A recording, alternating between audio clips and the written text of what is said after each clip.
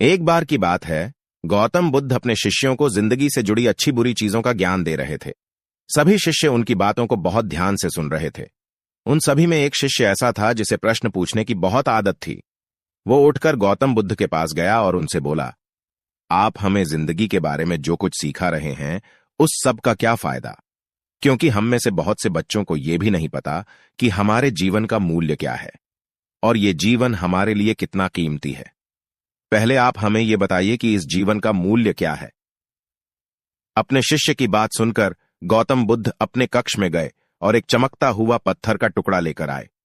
वो टुकड़ा उन्होंने अपने शिष्य को दिया और बोले, मैं तुम्हें इस जीवन का मूल्य तब बताऊंगा जब तुम इस पत्थर का सही मूल्य पता लगाकर आओगे। साथ ही यह ध्यान रखना कि तुम्हें यह पत्थर का टुकड़ा किसी को बेचना नहीं है। गौतम बुद्ध की बात मानकर वो शिष्य बाजार की तरफ चला गया। बाजार में सबसे पहले उसकी नजर एक फल बेचने वाले पर पड़ी और उसने वो पत्थर उस फल वाले को दिखाया और बोला, इस पत्थर के बदले आप मुझे कितने फल दे सकते हो? फल वाला बोला, यह पत्थर कुछ खास तो नहीं है, लेकिन फिर भी इसके बदले में तुम्हें 10 केले दे सकता हूं। वो शिष्य उस पत्थर को लेकर आगे चला गया। फिर उसे एक सब्जी वाला मिला। शिष्य ने उस सब्जी वाले से उस पत्थर की कीमत पूछी। सब्जी वाले ने उस पत्थर को ध्यान से देखा और बोला, इस पत्थर की कीमत के बदले में तुम्हें ज्यादा से ज्यादा एक बोरी भरकर सब्जियां दे सकता हूं।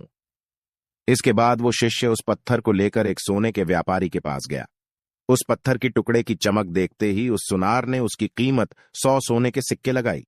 शिष्य ने वो टुकड़ा बेचने से मना किया तो वो सुनार उसके बदले 200 सोने के सिक्के देने को भी राजी हो गया, लेकिन शिष्य ने वो पत्थर नहीं बेचा।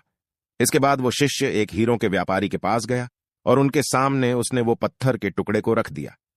उस पत्थर को देखते ही हीरों के व्यापारी ने एक साफ कपड़ा बिछाया, उस पत्थर को उसके ऊपर रखा, फिर उसकी परिक्रमा की और हाथ जोड़कर उस पत्थर को कपड़े में लपेटते हुए वो बोला, तुम जिसे मामूली पत्थर समझकर उसकी कीमत पूछ रहे हो, असल में ये एक बेशकीमती रूबी है। ऐसा रूबी हर किसी को नहीं मिलता। मैं अगर अपना सब कुछ बेच भी दूं तो भी इसकी कीमत नहीं चुका सकता।